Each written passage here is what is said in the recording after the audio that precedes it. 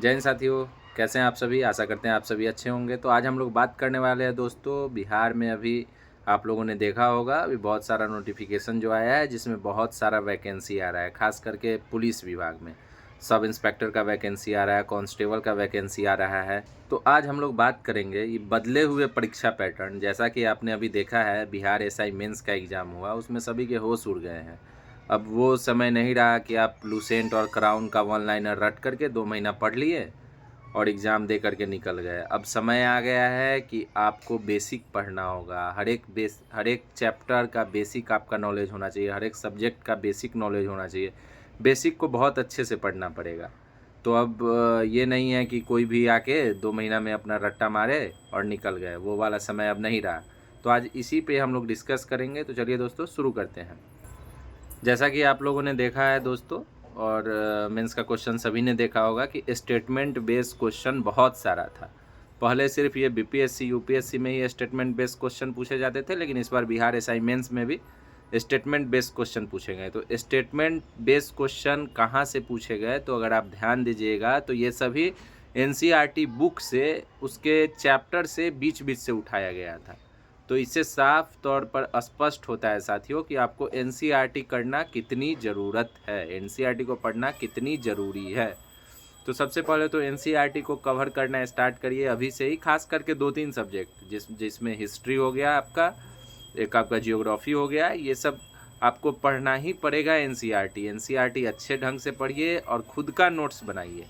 अब आप shorts note, बहुत सारे टीचर का शॉर्ट नोट्स अवेलेबल होता है मार्केट में, उस पर आप डिपेंड नहीं रह सकते। आपको खुद से अपना नोट्स बनाना होगा, खुद से पढ़ना होगा।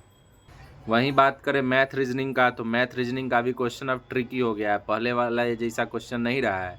तो मैथ रीजनिंग के लिए भी आपको शुरू से ही थोड़ा बहुत ध्यान देना पड़ेगा उस पर। अब ये नहीं है कि आप अंत में सिर्फ मैथ रीजनिंग क्वेश्चन सेट बना करके कर लेंगे तो कंप्लीट हो जाएगा। नहीं, मैथ रीजनिंग के लिए भी आपको शुरू से ही फोकस करना पड़ेगा। मैथ रीजनिंग का भी बेसिक बुक खरीद के आपको बनाना पड़ेगा मैथ रीजनिंग।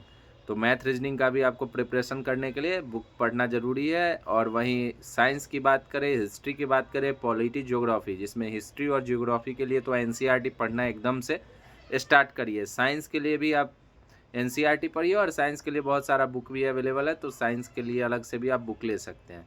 और भी बहुत सारे बुक हैं, मैं बुक लिस्ट आप लोग के साथ ज़रूर शेयर करूँगा। बाकी आप लोग सबसे पहला आदत डालिए कि खुद से नोट्स बनाना स्टार्ट करिए, दूसरे के नोट्स के भरोसे। दूसरे से कहने का मतलब है कि कोचिंग के नोट्स के भरोसे नहीं रहिए। आप खुद से चैप्टर पढ़िए, खुद से हाईलाइट करिए, खुद से उसको टिक आउट करिए और फिर उसका नोट्स बनाइए। देखिए, एक आपको हम छोटा सा एग्जाम्पल देते हैं कि कैसे कोई चैप्टर पढ़ के नोट्स बनाया जाता है। सबसे पहले कोई भी चैप्टर आप लीजिए, उसको शुरू से ऊपर से नीचे तक पढ़िए। पहला बार सिर्फ पढ़िए, दूसरा बार क्या करिए, अब दूसरा बार पढ़िए तो उसमें टिक आउट करते चलिए कि कौन कौन हमको लग रहा है कि ये लाइन बेहतर है, ये सही है, ये बेहतर है, इसको पढ़ना ज़रूरी है।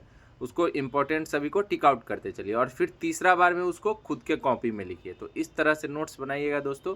तो नोट्स बनाते बनाते आपको याद भी हो जाएगा और धीरे धीरे आपको एकदम सही तरीका पता चल जाएगा कि कौन क्वेश्चन पूछता है, कैसा क्वेश्चन पूछता है और किस चीज़ का नोट्स हमको बनाना चाहिए। तो बाकी बात हम दूसरे वीडियो में करेंगे। आपके लिए बुक लिस्ट भी हम शेयर करेंगे कि किस तरह का आप पैटर्न है, उसके हिसाब से कौन सा बुक पढ़ना चाहिए। बहुत सारा बुक मार्केट में अवेलेबल है, मैंने भी बहुत सारा बुक पढ़ा था, तो बुक वगैरह भी मैं शेयर करूंगा आप लोगों के साथ। बाकी चलिए ठीक है, मिलते हैं नेक्स्ट वीडियो में। सब्सक्राइब करिए, लाइक करिए और कुछ भी ज़रूरत हो तो कमेंट ज़रूर करिए।